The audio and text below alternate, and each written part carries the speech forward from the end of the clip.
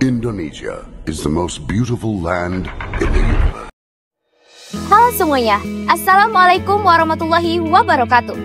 Adil Katalino Bacuramin Kak Saruga, Basengat Kak Jubata. Arus, arus, arus. Salam literasi. Saya Zivani Dwi Kalista dari SMA Negeri 1 Kabupaten Ketapang, Kalimantan Barat. Melintasi sejarah Kerajaan Tanjung Pura dengan kisah dan tantangan yang memukau. Itulah judul resensi yang saya pilih pada buku yang berjudul Cerita Sejarah Kerajaan Tanjung Pura dari Benua Lama ke Mulyakerta. Buku ini ditulis oleh M. Dardi Dehas. Buku ini diterbitkan oleh Smart Educational Century dan Yayasan Sultan Muhammad Zainuddin I.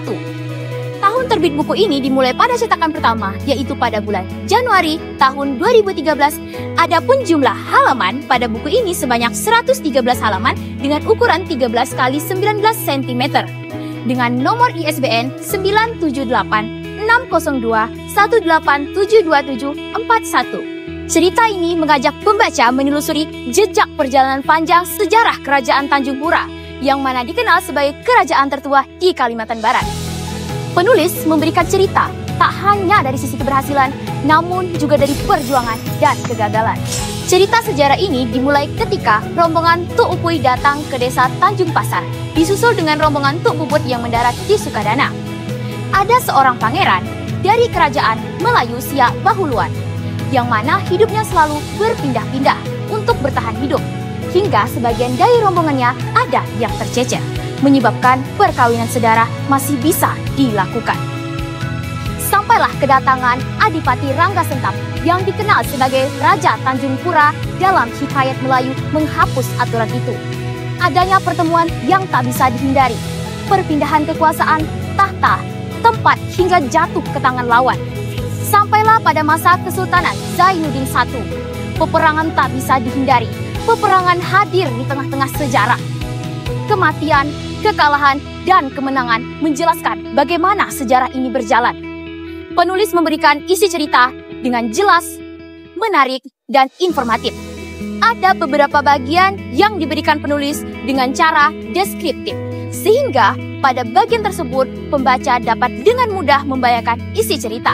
Pembaca diminta tidak hanya mengetahui saja, tapi juga memahami bagaimana cara orang terdahulu dalam menyelesaikan masalah dengan adanya penyusunan strategi. Buku ini sangat cocok dibaca oleh semua orang, mulai dari pelajar, mahasiswa, orang umum, bahkan orang yang sangat tertarik dengan sejarah. Kelebihan yang ada pada buku ini yaitu cerita yang diberikan jelas, menarik, mendalam, dan sistematis. Alur dan perkembangan tokoh yang diberikan penulis juga menarik. Peletakan judul dan tulisan juga tersusun dengan sangat jelas. Kekurangan buku ini terletak pada penyajian informasi sejarah yang terlalu panjang pada beberapa bab. Kurangnya visual pendukung pada cerita, sehingga memungkinkan sebagian orang lebih tertarik membaca jika ada pendukung visual. Selain itu, juga terdapat beberapa istilah yang diberikan penulis, tapi tidak diketahui artinya atau diberi penjelasan, sehingga memungkinkan orang yang tidak terlalu familiar tidak mengerti dengan arti dari makna kata tersebut.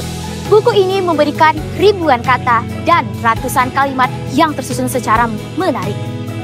Bagian yang paling menarik ialah ketika penulis menyajikan dan menyampaikan informasi mengenai terjadinya peperangan orang terdahulu dalam mempertahankan kekuasaannya.